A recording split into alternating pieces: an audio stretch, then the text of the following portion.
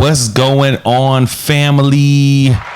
Welcome to another episode of the What They Never Told Us podcast. We are your hosts that you love the most. I'm Russell the Fourth. Hey, everybody, it's Brandi. And welcome to another episode. I don't know what episode this is. It doesn't matter. It doesn't matter. It doesn't matter. We here. Because we probably going to switch up the order anyway. That part. Don't be giving away our secrets. Don't be giving away our secrets. No consistency over here. Before I hit the record button, and I'm so mad, I hit the record button, I stopped because we was working through some microphone issues. But before I hit record, Brandi was just going in. She was spinning. She was going in. Are you going to give us some bars real quick? Nah, but why you telling all the business? Before you hit record, you look like Jake from State Farm, too. You just switched up your outfit. First of all, that's what we doing? You don't even know what you just did. You don't even know what you just did. You don't even know what you just did. I ain't finna get it. It's on. You know what song like? Whoa. What is happening? I don't understand why people want to judge me. But you know, sometimes we gotta be true to ourselves, you feel me? Red polo went on. Khakis. She said I look like Jake from State Farm. We gonna do it like this. My outfit was the bomb. It was the bomb. Had it going on. Had it going on. She said I look like that dude Jake from State Farm. You know what I say? I am not the norm. But she got this pink shirt on and she finna get cooked. Now she looking shook. She don't wanna get it started. She smelling funky like she farted. Ooh! That's why you got something in your teeth now. Shots fired! What you say? That's why you got something in your teeth. You gonna wait until you gonna wait until you could have said over the beat. Got him. Do I really? Yeah, you do. Nah. Yo, why you ain't say nothing? No. Now I gotta do this. Hi guys, we're here. Nah, do the show. I will do the show. Actually, you know they come here to see me anyway, so you get yourself together, and I'm entertain the people. That's foul.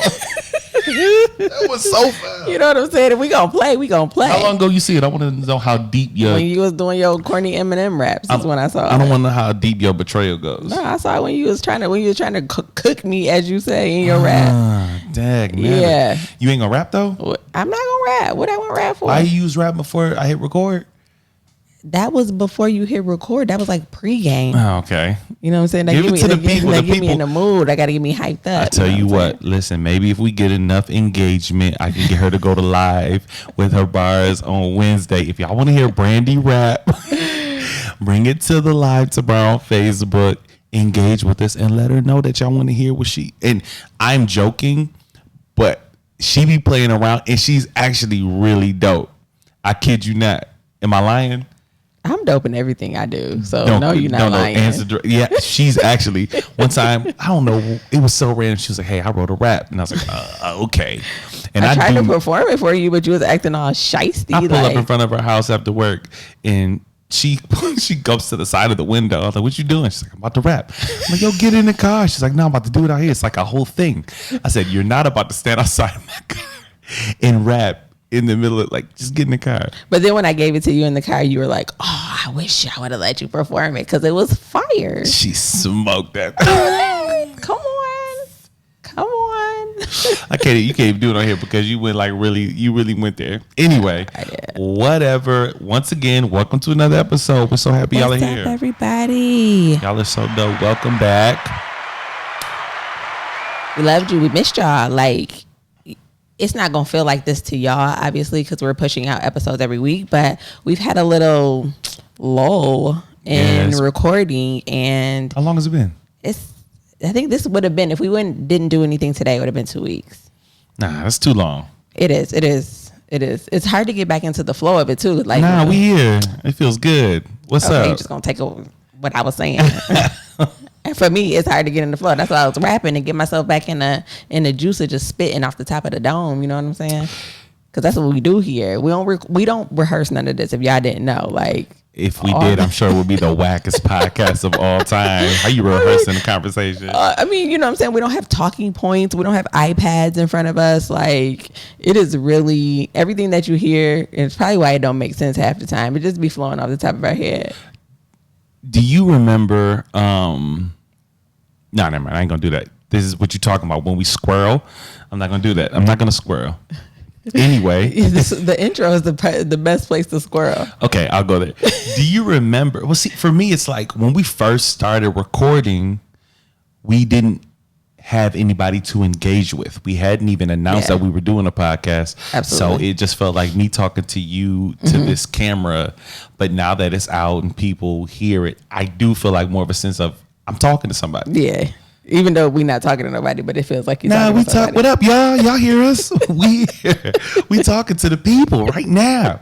Well, what are we talking to the people about today? Today, we are talking to the people about friends. How many of us have them? What about your friends? Oh, yo, that'd be dope. You know how DJs be like mixing records together? Friends. What about your they stand? That wouldn't be dope. Hey y'all. You so fake. I told you. You know, if you was at a party and the DJ threw that on, you'd be going crazy. I would be. Come on. Butterflying and Tootsie rolling all over that floor. Not the but see, this is why our viewers are all above the age of 34 because the young people don't know what we talking about. Okay, I be what, Millie racking? See, now you make it sound real old. They don't do that no more. They don't Millie rock? They don't Millie rock no more. I would be sneezing. Hey. I can't do it, but if the right music is coming on, you're more in the vicinity. All dances come from TikTok now. So see, that's how I know most of the songs that come out now. That's true. And just the little part. All I know is the 30 seconds that I get on TikTok. That's the part. When I hear the song outside of TikTok, once it's past the part that's on TikTok, I'm like, okay. Once you give us a person, okay, what are we doing here?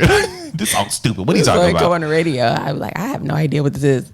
Chorus, come on. Hey, that's TikTok. Yeah, right. Dang it. Anyway, I don't know how that happened. We are talking about friendships, right? And it's going to be a multi-layered conversation to multifaceted. Come on, we better use these big words. You are a little wordsmith. You know, I'm trying. It's going to be a multifaceted conversation because I think it has a bunch of layers to it. Absolutely. One being how do they relate to people in a relationship, the different boundaries that have to be formed so that your friendships are being nurtured and your new relationships aren't being, you know what I mean? Yeah, and I think not even new relationships, like seasoned relationships too. Like I think there's a period of time in a relationship where you just want to be all about your partner. Yeah. A year or more in, and it starts to feel like, okay, I need a little bit of time away. Yeah. But how do you manage that? Especially when, like, so in our situation where our time is very limited. Like, you work 2 jobs. Yeah. I have kids in sports after work. Like, so the days that we get together really feel special. Now we're podcasting, we're going live. Yeah. And just so let's just bring it home. You talked about, you know, your friends contacting you and wanting to hang out, and you ended up having the kids, but you were like, oh, they're going to make it a monthly thing. And, you know, and I was like, hold on, wait a minute. Well, the reason I was so excited about it, because it's so rare. Like, I think we talked about this. No, I'm sure we talked about this on a podcast before, but when I get in relationships, I don't be wanting to hang out with no dudes. Like, when I got a girl, I ain't trying to be around no dudes. So I'm definitely one of the dudes that's like, man, he be acting funny when he get a girlfriend. But I'm just like, when I'm with somebody, I'm with them. You know what I mean? Like, this is the person I'm more intimate with on a mental space than anybody. I'm closer to this person right now than anybody else. Why I want to with you? Like, anybody trying to do all that? See, I'm a little different. So I love together time with my partner, with you. but I do like I need a mommy break sometimes, and I can't imagine the stuff that I like to do or the stuff that I just like to kick back and laugh and giggle about doing that with you. Like some stuff I just need my girlfriends for. And for me, it's not. You don't got no friends. I got a few. Why you cap it up? I got a few. We both don't have friends. That's why this works so well. See, everybody that's my friend gonna be like, oh, what he trying to mean? You okay, know, all of you on here who are Brandi's friends, when's the last time you hung with Brandi? No, that's not true. I hang with my friends every Sunday. So in that case, I hang with my friends every day because they're the people that I have to be around at work. No, but I don't have to be around these You people. go to church, you're a Christian. They're the people you see on Sunday. I like my friends at church. I hang with them outside of church. I'm not disputing. You have legitimate friends. Thank you. And I meant to be a joke. So I'm not going to take the conversational places like, you ain't got no friends. Because that's not what I'm trying to say. There was a time where I didn't have friends. So I'm very proud that I have friends now. But I do think we're unique in that some people, their friendships are a huge part of their life in the sense that on a weekly basis, they're doing things together. Yeah. They're on the phone all the time. That's not my case. That's not my situation. Mm-hmm. I mean, I check in. For instance, my best friend's birthday was just yesterday. Talked to him on the phone. I don't talk to him on the phone a lot. Mm-hmm. I got 2 jobs. He got jobs. He got 3 kids. I got 2 kids. It's a lot to juggle in between. So when I kick it with him, we always tap right back into like our space. But, you know, I can't tell you when was the last time I hung out with him. Yeah. In something that was just for the sole purpose just for the boys. Yo, let's hang out. You know what I'm saying? That's why I was so hyped when the homies called me and said, yo, we going out to eat. Me, Wooty. I'm like, oh, that sounds like a great time. When's that happening? Oh, Saturday. Oh, okay. Yeah. I can't make it, but yeah. But I think that, so for me, I've been one that has immersed myself in relationships. So when I'm, like you said, when I'm in a relationship with you, I'm kind of all about you. Yeah. So it doesn't really lend time for friends. And I do have friends that, like you said, no matter how much time has went by, when we do link up, it's like no time has passed. It's like we're back in high school. Yeah. And I think that that's important because especially if you're in a relationship and you're friends with someone who isn't. So maybe there was a season where both of you were single. Now you've gotten in a relationship, but they're still single. How do you manage as much time as you were giving that friend? You know, whenever they wanted to go out, you went out with them. Whenever they wanted to talk, you were there to talk. Whenever they needed food or whatever, they could come over and grab it. But now you're in a relationship and now the dynamic has changed. I've had that go wrong one time. And then I was like, you know what? I don't ever want to go down this road again. Like, I don't want to lose a friend because I'm in a relationship. Yeah. But it is hard to maintain because maintaining a solid friendship sometimes is work. It's just as much work as a relationship. Heck yeah. Yeah. 100%. Don't take my word. You invented 100%? Yeah. I mean, in this context, I did. In this context, it's, 100%. Now, you just told on yourself because you might have been getting away with it. Now, everybody here is going to be... Y'all going to count how many times I say, oh. For those of y'all that drink, do a drinking game and take a shot every time you hear Brandi say, 100%. You going to be torn down by the end of the episode. 100%. Somebody has already caught on and I'm like, I'm glad they finally said something. Maybe she'll chill out. I won't. 100% you won't. And I won't. You irritated. But anyways, I'm not sure that's the reason why I don't hang with my friends as much, but I am aware that it causes issues. Like when you are able to dedicate so much time to your friends and then you hop into a relationship and now that changes, it can cause stress on a relationship. Me and my best friend, we used to say like, we can never be happy at the same time. Yeah. Like, because if she's happy, then I'm usually like in a miserable space. And if she's in a miserable space, I'm usually happy and it works out well for our friendship. It's never lined up. No, but if we're like happy at the same time, like we would never talk to each other. Why y'all never boot up at the same time? We're happy at the same time. What is that? I don't know. We have to stop saying that because it is literally a pattern that has played out in our relationship. And it really sucks that like now, like I'm venturing into something really, really good, and it's like, oh, it's around the corner. Something's gonna happen. You know? That's terrible. It is. We have to stop saying that. You have to stop saying that. We have to stop saying it. I know you're watching. What you're saying is 100% valid. I personally have never dealt with that, at least not in my adult life. Because number one, I married really young. So the places that I've formed relationships were in specific areas that I was spending a lot of time in. Yeah. So I do music. So my music circle became my friendships. One of my best friends, if we hadn't started doing music together, we probably would have never been friends like that. We were roommates and barely talked to each other. Then one day he set up an NPC in his room and I came in like, what you doing?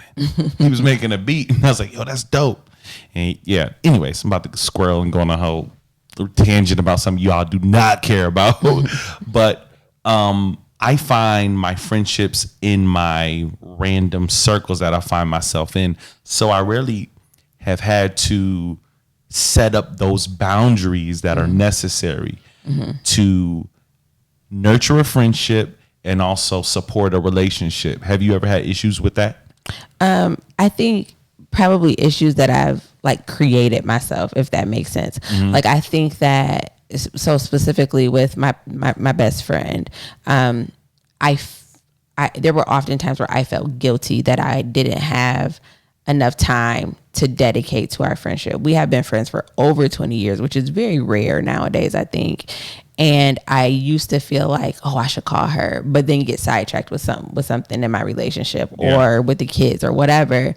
And it felt like when we would get back together, sometimes that there was like a tension, not a tension, like almost like I don't know what's going on in your life and I don't like it.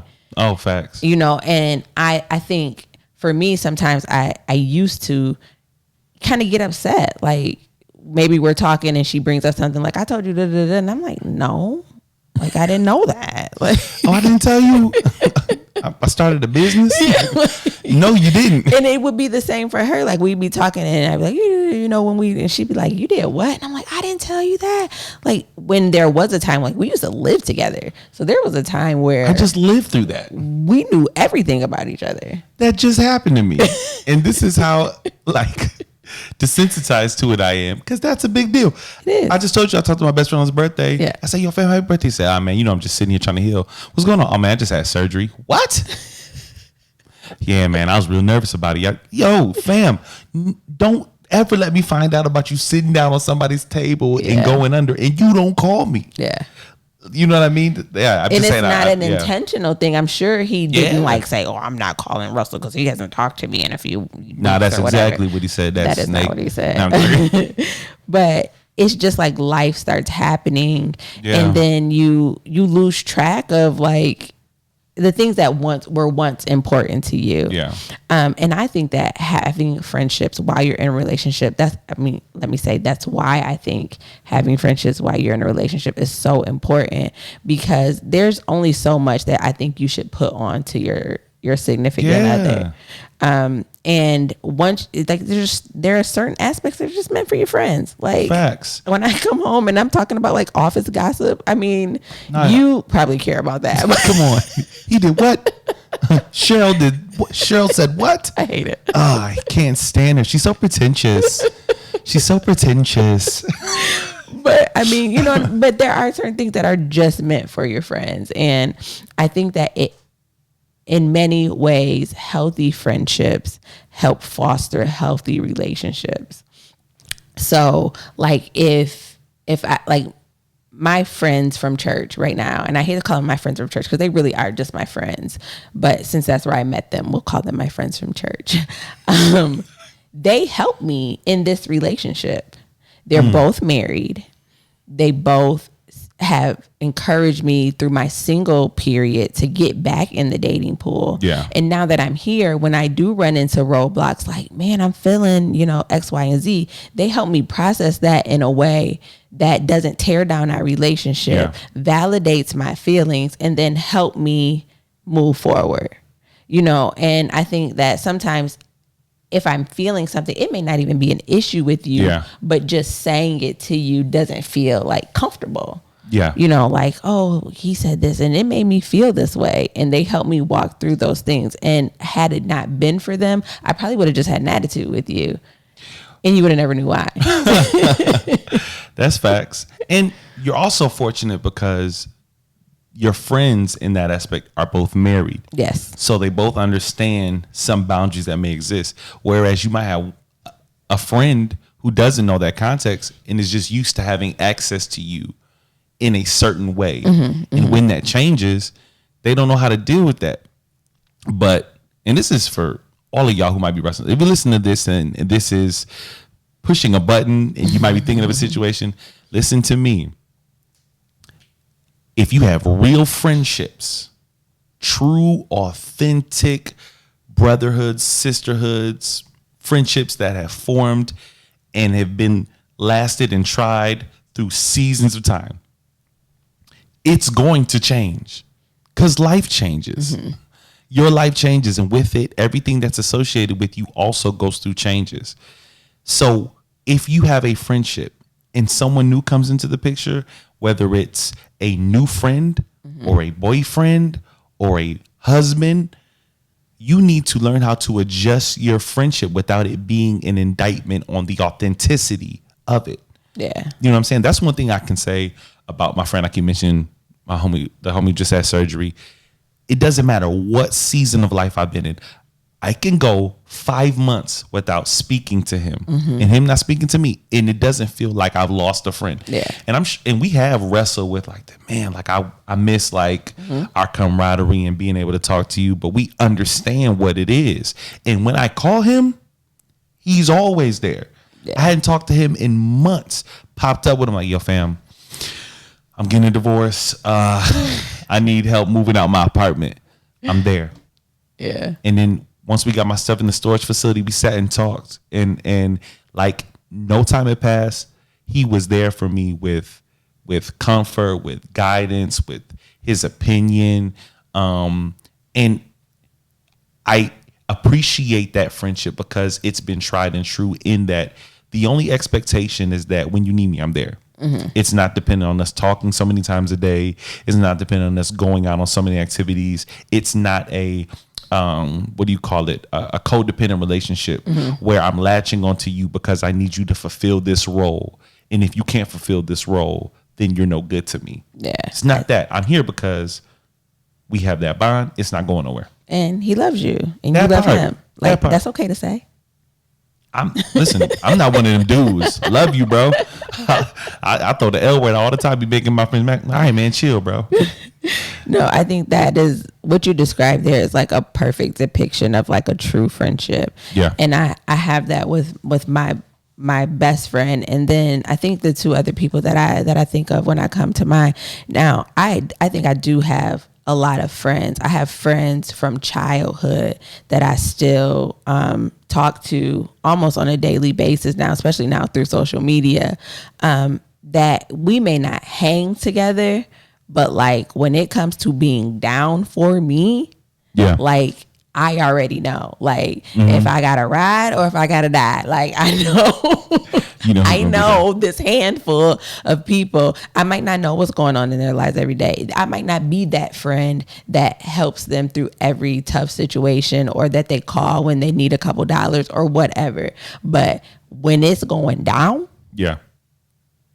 those are the people that I know regardless, who support me regardless. And this is a beautiful thing and a beautiful conversation to have because one of my friends who I know is listening now, who always supports us, we literally just had this conversation today. Really? Where she said to me some really just dope words that I'm not going to repeat because it was very special and very sacred to me, but literally had me crying in my office. Wow. Now, is this somebody that she probably don't know my kids' birthdays or, Yeah. but she's just a good friend and she's always been a good friend to Yeah. me. And I just think that it is so important to surround yourself with people like that because on the other hand, there are friends out there that we surround ourselves with who mean us absolutely no good. That part. And there are people who will associate themselves with you just because they know you popping, if that makes sense. I mean, you might not be doing something like starting a business or whatever, but you just got that thing, right? You're popular. Yeah. You attract the females or whatever it is. So they're hanging on because they wanna bask in the presence of who you are as a person, but they mean you absolutely no good. You can't count on them. They're never speaking anything positive to you. And I think those people can become relationship killers.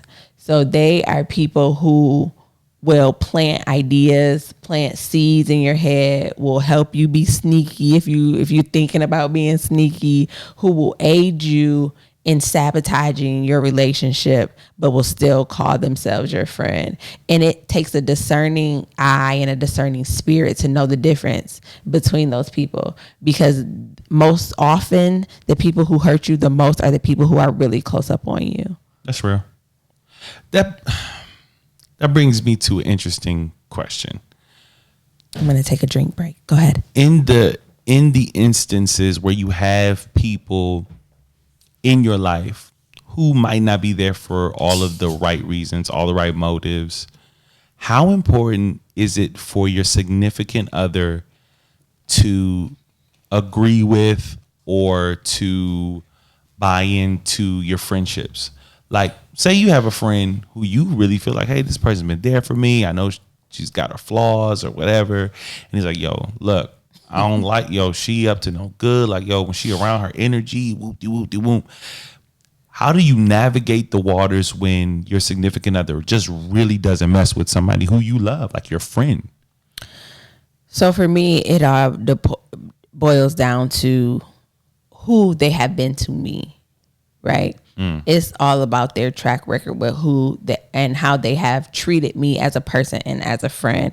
Now, I will always leave space for you to voice your opinion about somebody, but I'm never going to disown or dislike somebody based off what somebody else said to me about them. Yeah. I think that's in life in general. Like, I'm never basing my opinion on you because somebody else said something about you, because I don't know why they're saying it. Yeah. It could be their experience with you, but it also could be that they're just a hater. You know what I'm saying? So I trust you. I believe that you would never tell me anything to hurt me or to cause me or to mean me any good. So, like, if you were to tell me, like, hey, I ain't really feeling her. Like, she a little shiesty, but this is my friend for 3 years and all she's been is good to me. Yeah. I'm taking what you're saying into consideration, and now I might be looking for evidence of that in our friendship, but I'm not just going to not be friends with them because of something that you said. Yeah. And I would hope that you wouldn't do that to me either, because I don't like a lot of people, so I'm not just going to like all your friends just off rip. Why you that way? You just at default just kind of like, God gave me a lot of discernment. Okay. And so I think for me, people start off at 0 and then have to work their way up to 100. A lot of people start at 100 and then you have to do something to disprove that you don't deserve that 100. Nah, you at 0 with me. You got to work your way up. So I think that initially, and I'm vocal. So if it's something I'm saying, I'm like, you better watch him. But I don't expect you to just not be friends with him based off of that. Yeah, for sure. Me, I've always struggled with, y'all know me by now, this episode, whatever, and most of y'all listeners do know me on some level. If you don't mention his emotions, if you don't know. Yeah, big cancer. You know what I'm saying? I'm heavy emotion, heavy feeling forward, right? So I've always struggled with boundaries and making sure people have the appropriate amount of access to me, right? When people need something from me, I naturally have an unction to meet them at their point of need and expectation. I'm kind of wired to like people please. I'm not wired to people please, because I think that's an unhealthy side effect of my wiring. Mm-hmm. I don't think God created me to please people. No. But I do think that's something that you have a tendency to do. Yeah, I'm talking about the way I'm wired, okay. Not my tendencies. Okay. I think I'm wired, and I think I'm placed here on earth for God's people. I think we all are. Mm-hmm. And I think there's a specific way in which I interact with people. I'm wired to be a certain way because it's important to my calling on this earth. And because of that, I have a hard time separating, okay, what's my calling and when are people being selfish with my energy? Yeah, I remember like speaking on that early on in our relationship where you were in a certain environment where people were always pulling on you, always pulling on you, always pulling on you, but never pouring into you. Yeah. And when you were having days where you just didn't feel like being the receptacle of all their trash, you wouldn't speak up. Yeah. And you would kind of do like this more passive aggressive, like, oh, I'm not paying attention. I'm not responding to them. I'm not doing this. And they're still not getting the point. But you also weren't saying, look, I don't want to talk to you today. Yeah, that's my thing. That's my hill to climb. Yeah, and to me, that was my opportunity to say to you, hey, look, this is what's happening. And this is why you're so drained from that situation, because you're not setting up a boundary. I think in a relationship, that is your significant other's responsibility to recognize those things. But how you handle it, now that's on you. So same with a friend. If I'm saying, yo, I'm not feeling something about them, or something ain't right, you know what I'm saying? It's my job to bring that to your attention. But it's your responsibility to then handle that in your friendship, however you choose. Yeah. So with that, I've always struggled to keep those boundaries up. Mm-hmm. So with the friends, or because it's so weird. Like I don't have a hard time discerning who are my actual friendships, mm-hmm. who are people that I am acquainted with due to us sharing a geographical location. And sometimes you share your geographical location with somebody for so long, then you actually become friends. Mm-hmm. Like there's people I've worked with for 12 years and it's like, yo, that is legitimately my friend. Mm-hmm. When we get married, they're going to be there. You know what I'm saying? Like when something good happens, I'm going to call them. Like there's friends I've made in those spaces. But there are other times where just how I interact with people creates boundaries that I don't know how to break. Mm-hmm. Case in point, mm-hmm. I've never had a relationship in hostile. Hostile. Yeah, okay. Like most girls I've talked to, been in a relationship with, messed around with, mm-hmm. we still cool. Do you see a issue with that? Well, do you see how like don't that? rush where I'm trying to take the audience. There, I'm sorry. Don't rush where I'm trying to take the audience. I was trying to clear the runway for you. Yeah, no, don't even worry. I got you. You laying in there. Hold your horse. Look, calm. Look, she's like, look. No, you can't. So, and of course I do. That's why I'm bringing up, with boundaries. So, the way I've learned that I'm different in a lot of ways in how I interact, in the energy that I give people. So I think a lot of times people kind of just latch on to me.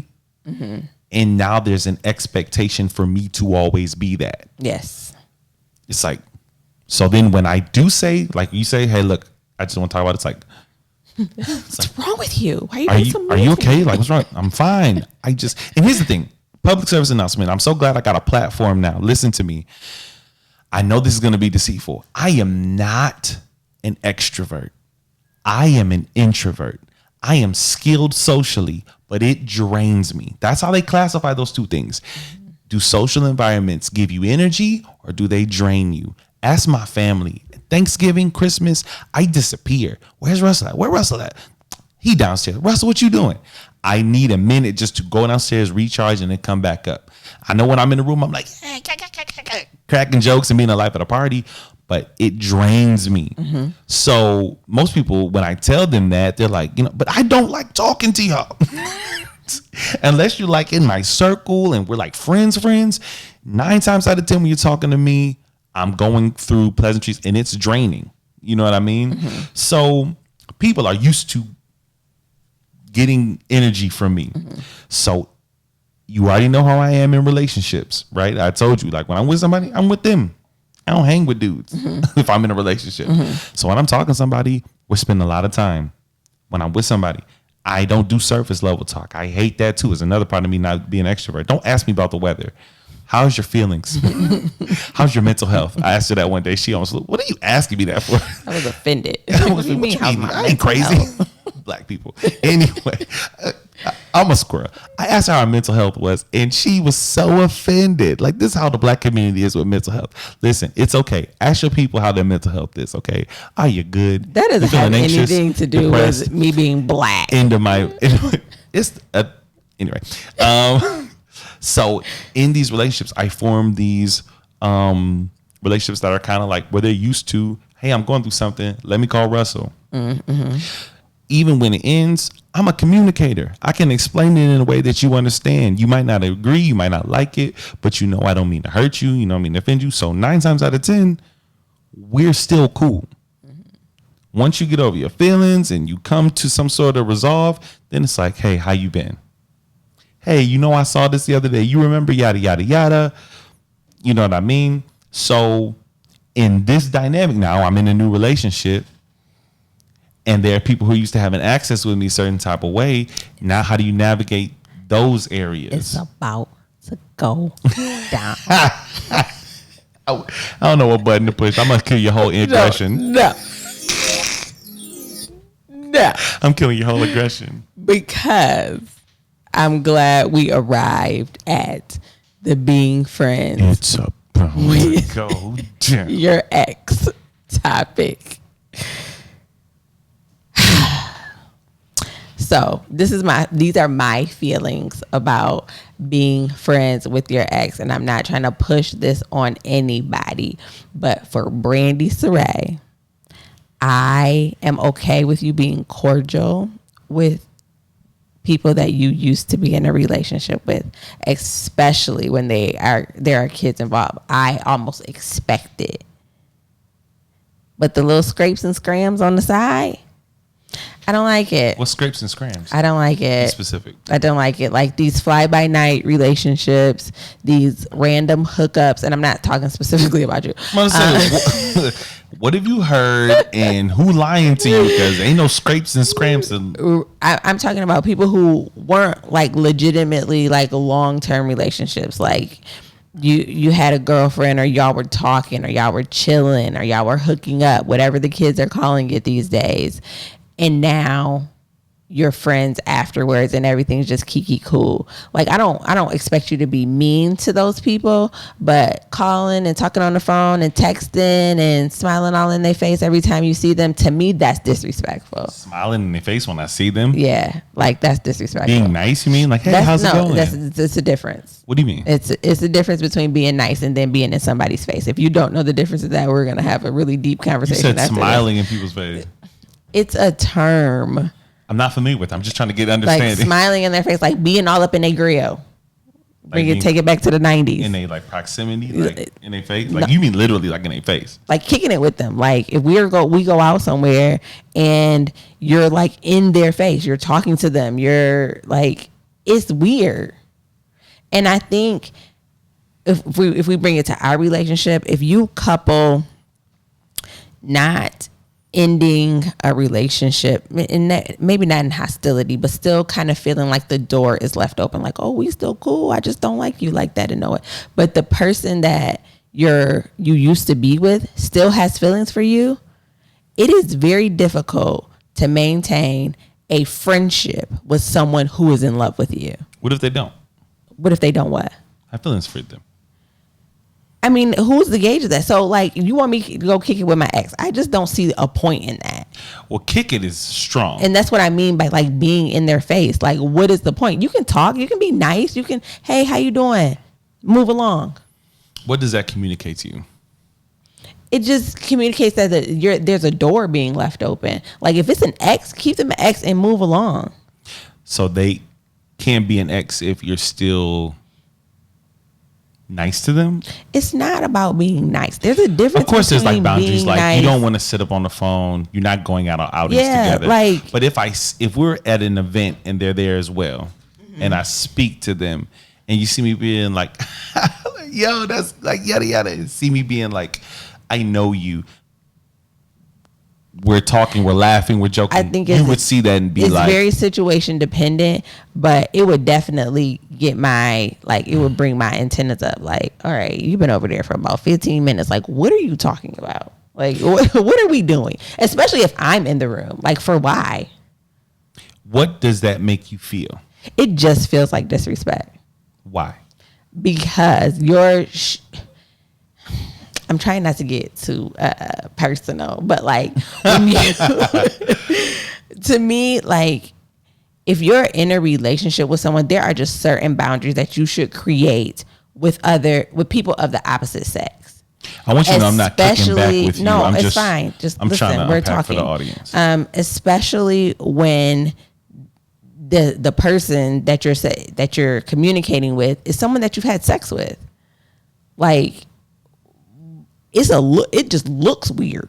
Like, if there are other people in the room who also know that you've had sex with this person and you're all up in their face and whatever, I don't like the way it looks, and I don't like the way it makes me feel. I don't know if it's jealousy, I don't know if it's possessiveness, I don't know what the emotion is, but I just don't like the way it makes me feel, because what if it is those I would things? never do that to you. What if it is those things? Does it matter? I mean, it's not. I don't think it's gonna stop me from feeling it if I put a name to it. I mean, if the name is something that the root is like, if the root of it is like something that's more of a. I mean, I am possessive over you. You're mine. Like, what do you want me to do? That's not good. It's not healthy. I'm God's property, not yours. Okay. What do you want me to do? So number one, what I was trying to say was, the things I'm saying to you, I don't want you to think I'm not. I don't take anything that we say. Yeah, I'm here creating personal. conversation for the audience. I do think not all things are linear, and I think the things we're talking about are very specific to our dynamic. And I think other couples have different dynamics and they have different boundaries that they set up for themselves. I think just last episode we were just talking about, no, not last episode, but in the past episode we were just talking about polyamorous relationships. Like, there's a lot of people who are really free out here, open relationships out the wazoo. Yeah. We don't rock like that. So clearly our boundaries are different. Which is why I said it. This is what that statement that I said was specifically for me. I'm not telling anybody else to do that, but I think in more ways than not, how I am in a relationship is how I expect my significant other to be. Good, Did bad, I talk to you about that? I don't know, but you're cutting me off. I'm good, bad, and different. So, and I think sometimes it backfires, but in the grand scheme of things, like, I don't ever want you to treat me in a way that I know I would never treat you. So whether it makes you jealous, whether it makes you feel maybe you have possessiveness issues over me, whatever it is, I would never, ever, ever be in a room with you and my ex and be in my ex's face before I'm over talking to you. I'll speak. How you doing? How you been? Cool. But other than that, what do I have to say to you? You're asking me? I'm just trying to I'm trying to figure it out. That's a big question mark right there. Like, what do I have to say? I think, well, in me, your dynamic, I think before I pursue anything, I communicate, right? So anybody I talk with or have conversations with that I had any dealings with in the past, I communicate first. And I gauge, like, hey, look, this is this situation. Are you comfortable? Yada, yada, yada. Mm-hmm. Right. And I think that's important. Communication is top tier. And if you're trying to navigate delicate situations like this, communication is top 10. Just like you're giving me now. Like, this is what I'm comfortable with and this is what I'm not. Mm-hmm. You know what I mean? So, yeah, I'm not going to even try to unpack all of that. Because ultimately, I think we'll just go round and round. But we're on the same page. Whereas when you're dealing with things like this, boundaries are top tier. Yeah. Of the utmost important. It's communication always. I don't think that. I mean, if we're being candid, we've had a situation where we were in the room with your ex. Who said we want to be candid? And why are you being? That is not your ex-wife. And I mean, it didn't go the way either one of us, I think, anticipated. Why are we sharing this with the audience?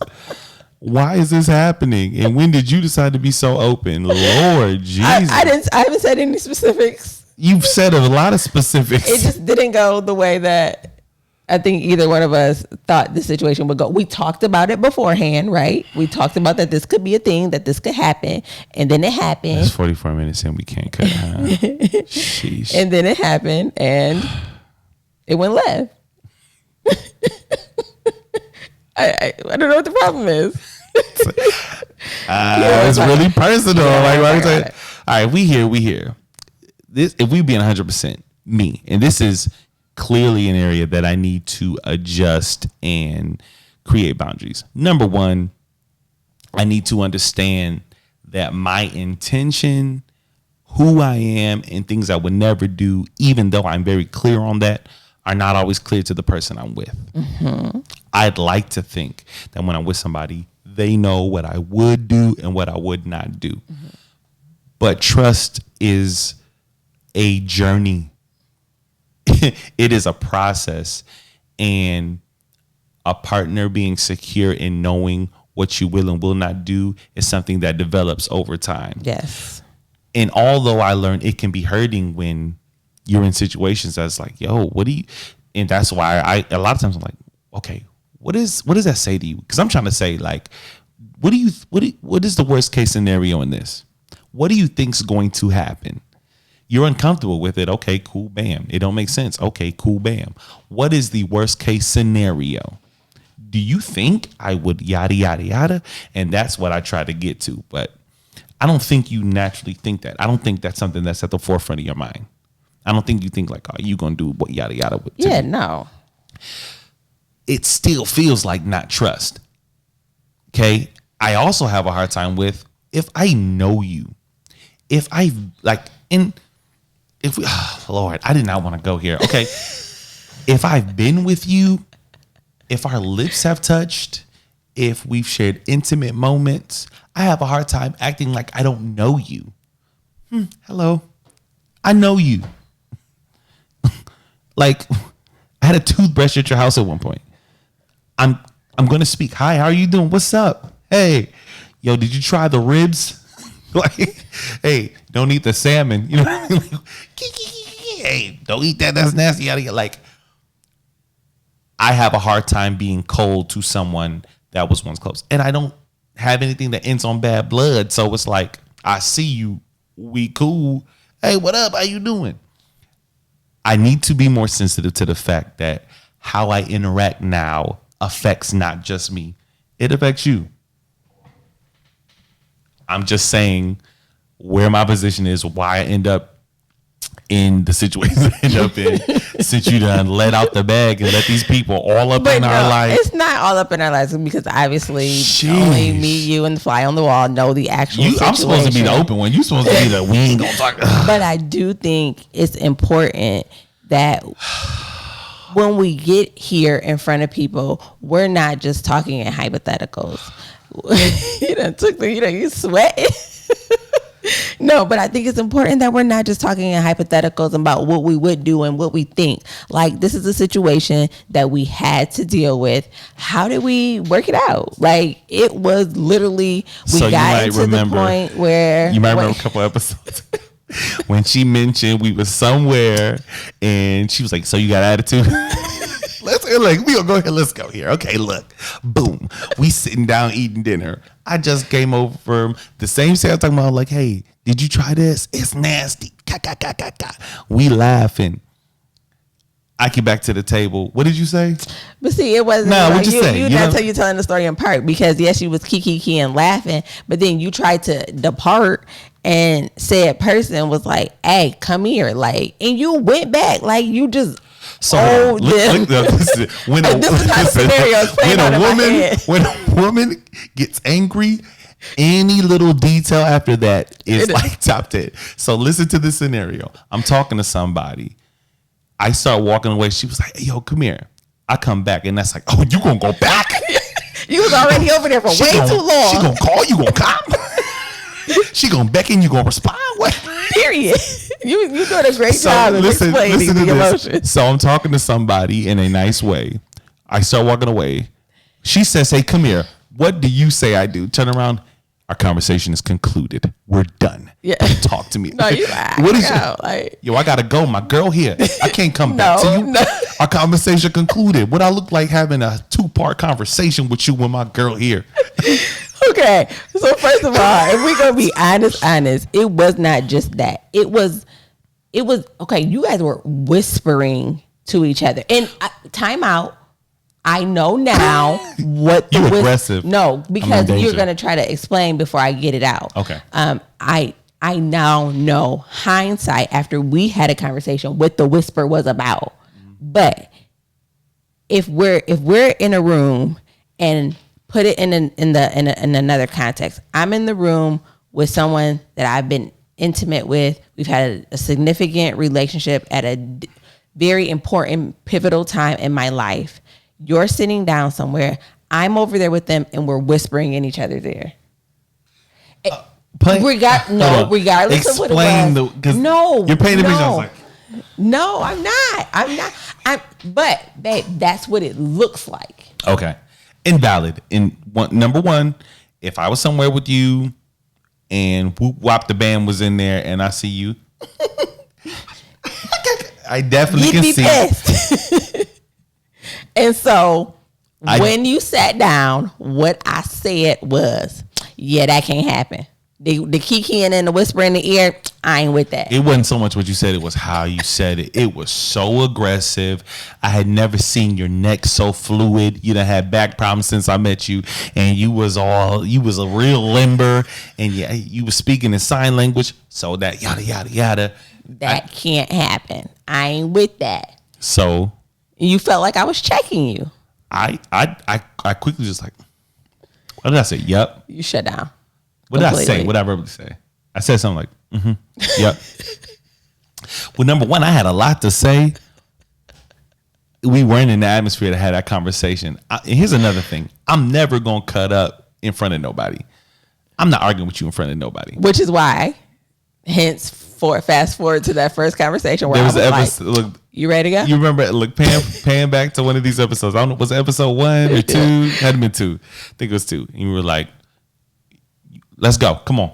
You packed up the baby out quick. We got to go. All right, y'all. Bye. We hashed it out in the car. Because I definitely was, I'm not going to argue in front of nobody, but I definitely had an attitude because, ooh, my bad. I done kicked the camera. Look, you done got me Twitter pated. I mean, but if we circle back to the original purpose of why we're here. Why are we here? What is this episode about? I think if your boundaries are not clear in your relationship about having a friendship with your ex, it can get messy. Yeah. And in our situation, I think that we've had several instances where you have had your ex-wife aside, where you've had to interact with exes, recent exes, and we've always had a conversation about it, and it's never been an issue. Yeah. I think that in this specific scenario, it was the visual that bothered me more than who you were talking to. For sure. So I want to be very clear about that. It could have been Molly DeMaid or whoever that you was talking to. It could have been the help. If you was whispering in her ear, like, I have a problem. Not Molly DeMaid. Whoever it is. I have a problem because it presents this certain visual. And in that room was also people that I really care about and people that really care about me. And I didn't want them to think that you were being disrespectful to me. You know, just because of the way that it looks. So it was a culmination. It was an amalgamation of things that caused me to jump outside of myself and almost embarrass us in front of a room full of very dignified people. But you'll never do that. Pull me to the side. Talk to me. I can't make no promises, but I am telling you that it is something that I'm working on. I realized in hindsight that it was not the most appropriate response in that situation. But by nature, I am a shoot first, ask questions later type of person. Ask questions. It has served me very well in my life. It has preserved some of my dignity in most times, but I can see how now that I'm a healed person in a loving relationship, how automatically jumping to the worst case scenario is not the best idea. I apologize then and I apologize now, but just know that the tendencies are there. Look, it's unnecessary. And this is why I'm always trying to unearth, like, how does that make you feel? And I know it gets on your nerves. It gets on my last nerve. But that's only because I never want to hurt you. So if I know something is going to hurt you, I'm not going to do it. If you tell me when you do this, it feels disrespectful. That's all I need. Done. It's done. But if you tell me this just doesn't make sense, I don't get it. Okay. So now if I need you to do something, I just got to tell you that it's disrespectful. Yes. Don't manipulate me though. Just write that one down. Keep that one down. I don't want that for dinner. What? It's disrespectful. Why would you serve me chicken twice in a row? All right. I hate it. I hate it a whole lot. Got you all figured out. I hope that this is an example of real life, and this is what we wanted with this podcast. That you guys, I feel really exposed and vulnerable. Oh no, I hate this. I'm deleting this episode as soon as I'm like, oh dang, I didn't even mean to do it. I deleted the episode. That's Let crazy. it fly. People have to know that we are real people. We go through real things, and we figured out how to navigate these waters without resorting to toxic behaviors that may have. You got a little toxic in there. Listen, no, I'm joking. This is what we wanted, though. We didn't want this to be us standing on top of the soapbox like, hey, this is how you do it. Yeah. This is real life. This is what we're doing right now. It's a very recent, very real situation. At a year in, this is what we went through. This is how we navigated that. We're serious about building a tribe that is about shared experience and growing from adversity. And that doesn't happen unless we lead in with that. Yeah. So as much as uncomfortable as that was, I do see the value in that. And I hope that when you heard that conversation, instead of getting tea, you got revelation in that these are situations that some people break up over. 100%. You know what I mean? That could have been a deal breaker. 100%. First of all, that could have been all a brawl. Back in Look the how day. your mind. Where was the brawl gonna happen? Back in the day, I would have hopped over that table so quick. For what? What's the What's the funny? Tell me. Disrespect me like that. Oh my God. I am so glad I got like the healed, saved, sanctified version of Lord. I'm not built for vintage Brandi. Nah, listen, that Brandi is long gone. I done tore up enough stuff to just add, like I don't ever want to be that volatile ever again in life. But because I had those experiences, it's all out my system. I've seen how that can go bad really quickly. And now I know like the way that we perceive situations are not what they always are. Yeah. And I think you said it before that, you know, when you deal with things through a filter, you know, a filter of I've always been done wrong. I've always been cheated on. I've always got this. So what makes you any different when I see something that looks like that? That's what it is. Oh, you spitting. And even though the initial delivery was not what you would have expected, it was less than desirable. I think the end result is what we both needed. Yeah. I was able to express my feelings. You were able to say, look, I get exactly what you're saying, but I don't like the way that it was delivered to me. I've never done anything to make you blah, blah, blah. It's like, oh my goodness. I ain't gonna blame this on the Holy Spirit, but it reminds me of that song Previous Cats by Musiq Soulchild. Previous Cats? That's what it's called. And he says he's not to blame for the pain that was caused by previous cats. And it's so real because in that situation, it was instant flashback for me. Wow. And I think that's what garnered that response. Yeah. But because I've matured, once I saw, oh, he pissed. He wasn't doing nothing wrong. And you explained to me what was happening. Yeah. I could see my wrong in that. Yeah.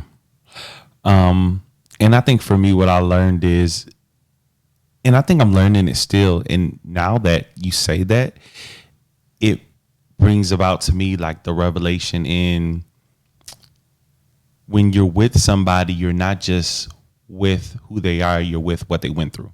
100%. And when you commit yourself to somebody, you got to commit yourself to their trauma too.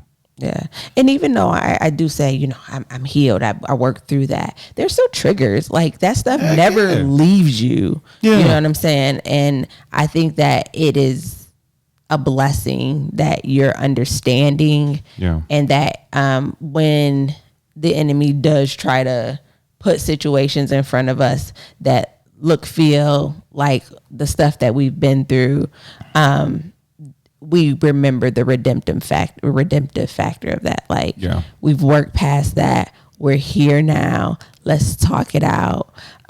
Because I think it ended up being a really good moment for us. It did. I was glad we could work through it. And there was a moment, I don't know who took initiative, but we ended up holding hands. Mm-hmm. Mm-hmm. And it felt really significant. Yeah. And we pretty mushy and affectionate, so we always hold hands. But it's something about coming out of tension and fighting through the residue that's left over, because we talked it out, we came to understand it, but there's still that that, you know, we just went through something. You're still struck. You're still bleeding. You're still bleeding a little bit, but you establish something small like physical contact, and it reinforces the overall thing, which is I love you. Yeah. And I'm not trying to hurt you. There was a statistic we heard at church on Sunday. Brandi came and visited me at church, and we're in a series about divorce and what happens after that. And there was a statistic that shook me. I didn't know. 64% of second marriages end in divorce.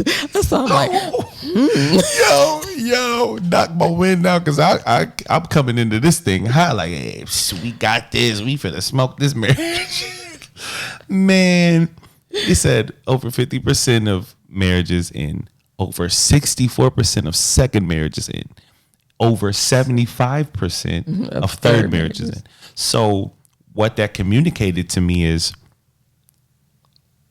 usually by your second marriage, you've already survived it. See, your first marriage, like, I don't know what life is like outside of this. I don't know what's going to happen. There's there's that nervousness. Like, this is a big thing.